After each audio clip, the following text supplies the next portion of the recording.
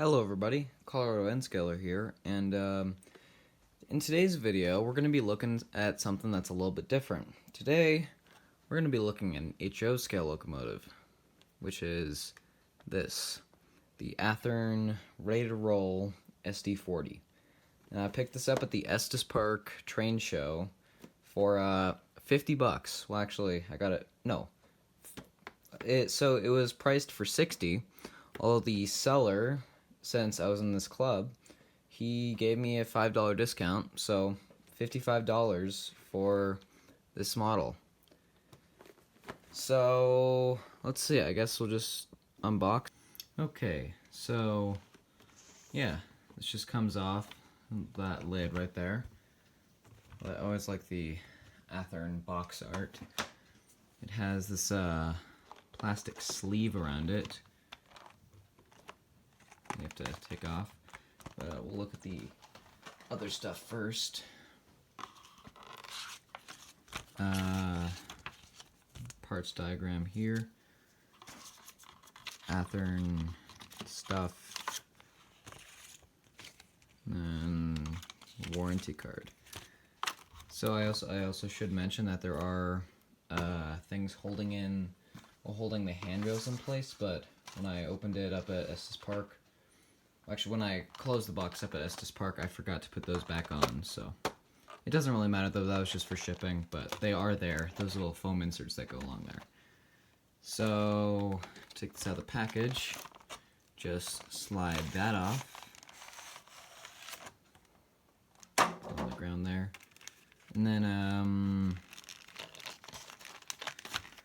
we have this, and then that just comes off, and then the model gets lifted out. Alright, put this stuff away. Alright, okay, so let's check out the detail on this model. So starting up front, we have the coupler that I replaced because the Athearn McHenry ones, well, they were a little bit bent when I got it. I mean, not so badly that it wouldn't work, it's just they were bent upwards and they didn't look so great, so I replaced them with a Katie, what is it, number 58 scale coupler. Has the same shank. The only difference is it's not a whisker coupler. Alright, so up front you have the MU hoses and the air hoses. So I'm pretty sure these are MU hoses and this is an air hose. And then you have the separately applied coupler cut bar.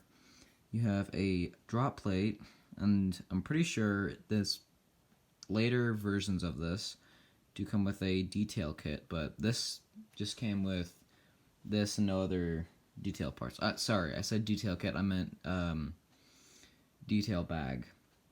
But there is a option to have that flipped down. So then you have some nicely painted steps. They're not see-through or anything. However, right here, let me get the toothpick out. Actually, I'll just use this. So up here, this is an etched metal step that's painted.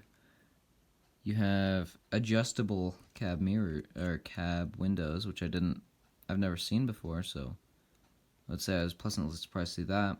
Separately applied factory applied sunshades. Nice Santa Fe herald. And then up here you have some little dimples where you could put some detail parts like what are they? The wipers. So I'm pretty sure you can get a kit for that, and you can detail that. And then you have some separately applied, I think these are wire grab irons. And then there's some on the nose here. And then your operating headlight and 3-chime horn and operating strobe light. So one complaint that I do have about this model is this right here. It was warped when I got it, and it's not a huge deal, but it's a little bit disappointing. Although I did get this locomotive for $55, so I'm really not complaining that much. On the trucks, you may notice that something looks a little bit wrong. Yeah, so it doesn't have the detail like on other trucks would. So let me just pull up an N scale SD40-2.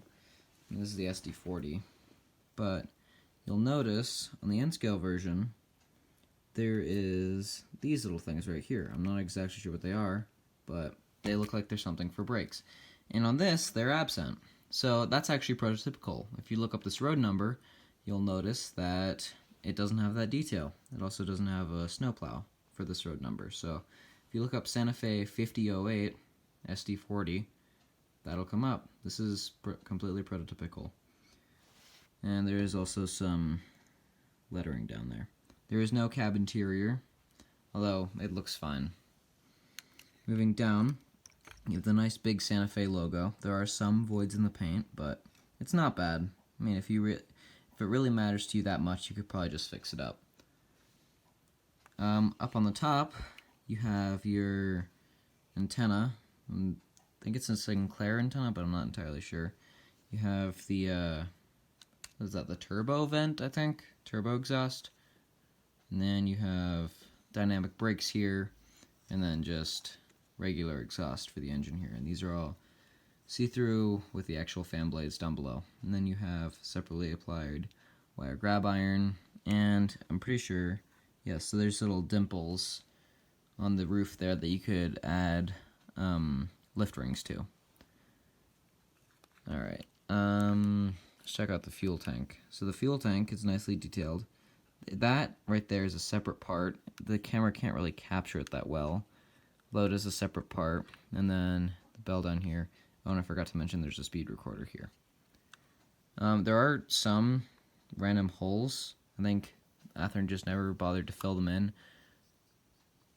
Whatever. It's not terrible. It's also up here with the ditch lights. Well, the non-existent ditch lights on this model. This model is very prototypical, though. On the back, you have the drop plate, drop step, whatever it is, and you have the same detailing as on the Pilot, the same coupler I replaced, and there's actually some see-through, I guess, grates to stand on, as well as the coupler cut bar and a bunch of hoses. And there are some more dimples here if you wanted to add a rear snowplow for some reason, and the red MU hoses. And on the back of the hood, you have the separately applied wire grab irons and some nice lettering. Alright. Oh, I forgot to mention as well in the cab, there are these etched metal steps here. Turn up the brightness real quick. Yeah, you can see them. Those are etched metal though. And it's a nice little detail. So let's go to the track and run this thing. Alright, so now we have it set up on the track, and first let's test out the low speed. So, very good low speed. And that just barely turned the dial on the controller. It does have a little bit of noise, but it's still pretty new, so I haven't run it that much. So that probably will go away as time goes on. This thing does have directional lighting, of course, because it's a brand new model, and the minimum recommended curve is 18 radius. So what I have running right here. So I mean, it'll be fine on it, just will be better on like a 22 radius curve. I do have a little complaint with the lights at low speed. On DC at least, they are a little bit dim. But as you get higher speed, they do get brighter. So let's just check out the backup lights, or the tail lights. They come on a little bit earlier. And these are all separate bulbs, not just like the light tubes, like what Kato has on their N-scale models. If you enjoyed watching this video, please make sure to like and subscribe. I would really appreciate it. I have more reviews coming. I have some new locomotives that I have from the SD40 show and the surplus sale, and I actually have another one on the way from the shop. So, yeah, please make sure to like and subscribe.